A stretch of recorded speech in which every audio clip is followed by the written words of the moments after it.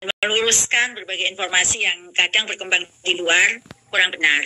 Dan nanti bersama saya ada tim teknis yang memang jika ada guru-guru yang merasa belum sesuai, sudah kami beri kesempatan untuk sanggah, masih ada kesempatan, silahkan. Jadi nanti kami akan cek datanya. Salam dari Pak Menteri. Beliau sangat mengapresiasi kegiatan dan saya pada prinsipnya menghadiri semua kegiatan jika jadwalnya bersesuaian.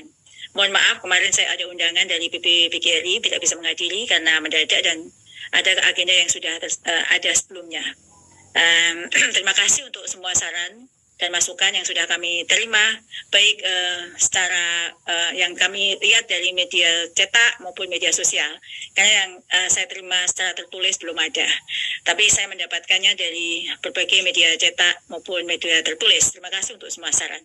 Baik, saya akan menyampaikan sesuai dengan penuntasan program 1 juta guru ini.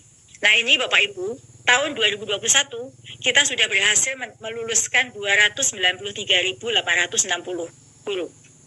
Dan masih menyisakan pekerjaan rumah kita bersama adalah 193.954 guru lulus passing grade atau melulus nilai ambang batas namun belum mendapatkan penempatan.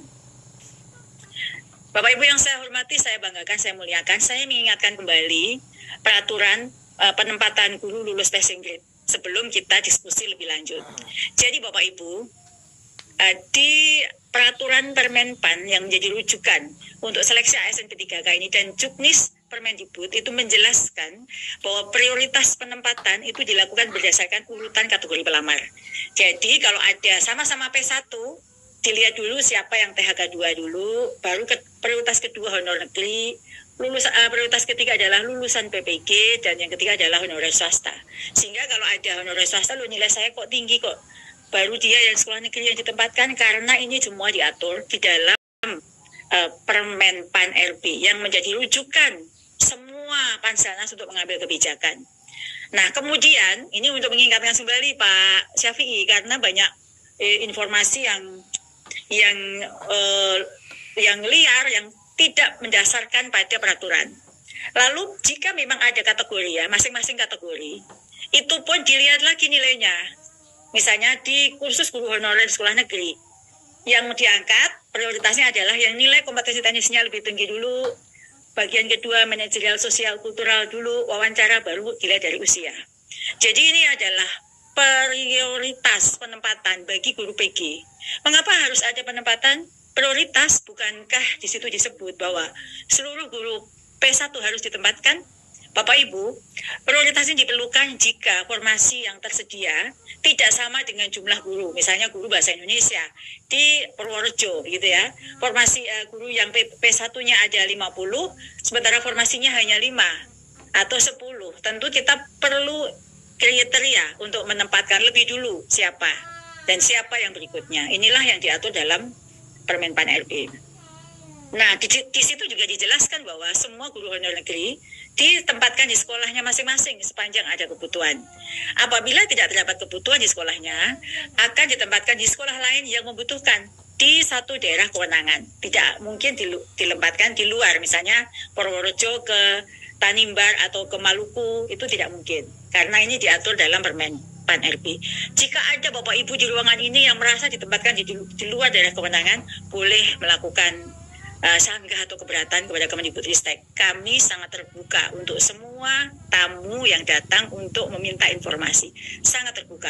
Baru saja itu semua Bupati, Raja Ampat, Sekda Maluku, Ketua DPRD datang saya temui. Jadi jika ada yang memang membutuhkan informasi, supaya tidak mengambil informasi di luaran yang belum tentu kebenarannya, bisa datang ke saya dengan senang hati. Saya akan menjawab pertanyaan Bapak Ibu semua.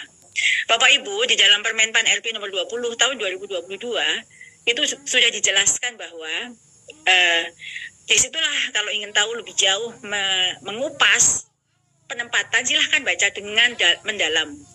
Kalau misalnya belum jelas, silahkan diskusi dengan sesama teman, karena memang kadang-kadang untuk memahami satu peraturan kita punya interpretasi masing-masing. Nah di sini kita mengupayakan penempatan pada sekolah induk dan setelah itu, jikapun di satu sekolah ada guru honor lain yang belum diangkat, tidak boleh digeser oleh guru lain. Meskipun ada P1 yang nilainya tinggi, tapi ada guru honor di sekolah itu, di sekolah lain ya, karena boleh ditempatkan di sekolah lain, tidak boleh menggeser guru tersebut. Ini belajar dari pengalaman seleksi tahun 2021, di mana banyak guru yang tergeser sehingga dia berhenti dari pekerjaannya sebagai guru.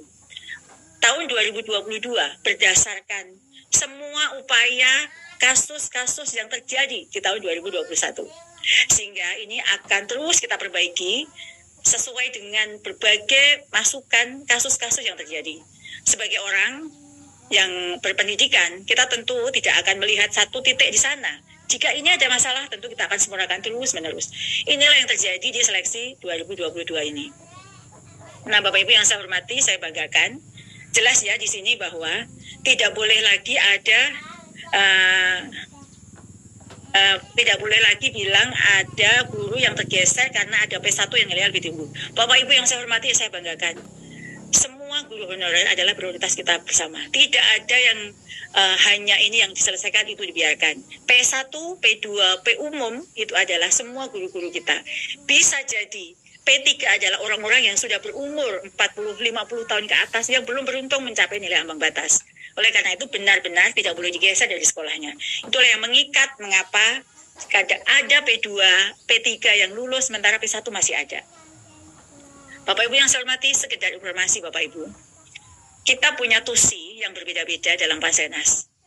Di Kemendikbudristek, tusinya adalah mengusulkan dan menghitung kebutuhan. Mohon dipahami. Jangan memaksa Kemendikbud untuk mengangkat. Itu tidak mungkin. Kemendikbud tugasnya adalah mengusulkan kebutuhan berdasarkan data kami. Lalu menyelenggarakan seleksi itu pun berkolaborasi dengan Panselnas. Yang mengumumkan adalah Panselnas, bukan Kemendikbud. Jadi ini yang harus Bapak Ibu tahu dulu, supaya tidak berinterpretasi narasi yang salah.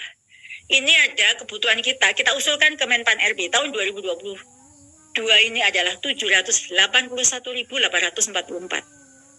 Namun Bapak Ibu, setelah usulan ditetapkan oleh Menpan menjadi formasi dan disampaikan ke Kemenq untuk anggarannya, nanti Bapak Ibu bisa cek ya, surat dari DJA itu termasuk 781.000 orang. Namun dalam rakor, Bapak Ibu, pemerintah daerah hanya mengajukan 131.000 saja. Bapak Ibu, kami ngamen, Bapak Ibu ya, ke pemda-pemda agar formasinya ditambah, supaya banyak guru yang lebih banyak yang terangkat. Sehingga kita datangin di Region 1, Region 2, Region 3, Region 4. Jadilah formasi itu menjadi 319.029. Alhamdulillah, sekarang kita berkolaborasi dengan baik dengan PGRI. Saya sangat menaruh harapan pada PGRI, sesuai dengan tugas kita masing-masing. Saya ingin PGRI membantu mengadvokasi Pemda untuk tahun ini dan akan datang agar formasinya sesuai dengan perhitungan kami. Inilah bentuk kolaborasi yang baik antara kita, supaya tugas advokasi ini berjalan dengan baik. Biarkan kami bekerja sesuai dengan tidak perlu tanya seberapa berat pekerjaan itu, sudah bagian dari tugas kami, tapi bantulah kami dengan advokasi kepada pemda-pemda sehingga pemda mengusulkan formasi yang sama. Bayangkan Bapak Ibu, jika tahun ini formasinya 781.844, selesai urusan kita. Karena inilah kebutuhan kita, menutup semua kekurangan guru di tahun 2022.